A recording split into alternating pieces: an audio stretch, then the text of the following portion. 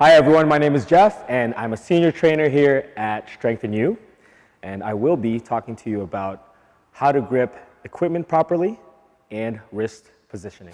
This is for beginner to intermediate lifters who want to reduce pain around the wrist or reduce the risk of injury and to have more efficient gains. Some of the more common things that we see our clients do in terms of gripping equipment is having their thumbs in line with the bar as opposed to over or under, so them being exposed, or the weight actually leaning down onto the fingers, right? So what that can cause is pain around your palms because it's pulling on the muscles around there, and the thumbs being out makes you a little bit more susceptible to injury because of your movements. You can snap it back or forward.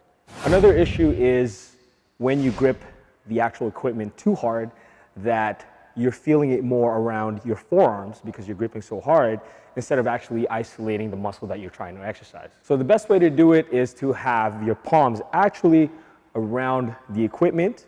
Okay, you can either have your thumbs over or under the equipment, under the bar, or a dumbbell even. And that also actually comes down to preference, all right? Either or is good, just not both on the actual equipment, okay? So thumbs tucked either forward or back. In turn, that will help you prevent injuries around the wrist, hand pain, and it will give you a lot more efficient gains. One thing that's rarely addressed in the fitness world is how you position your wrist every time you exercise. Right? There's different type of deviations, so when you're, depending on the exercise, either your wrist could go up or even down, and that will again cause you pain because there's a lot of networks of ligaments and bones around your wrist, and it's more susceptible to those type of injuries.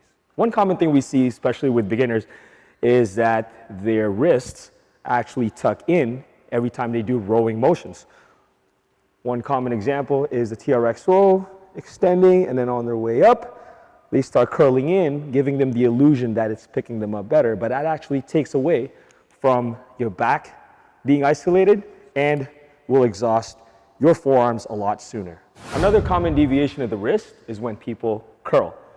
As they raise the weight up, the wrist starts opening up and causes a lot of stress here and also some pain.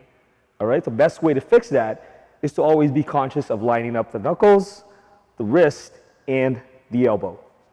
Other than wrist weakness, one of the main causes of wrist deviation could be your own ego. If something is too heavy and causes your wrist to deviate, don't lift it, get the right weight, okay? That way we can increase your safety, get less pain, and get more efficient gains.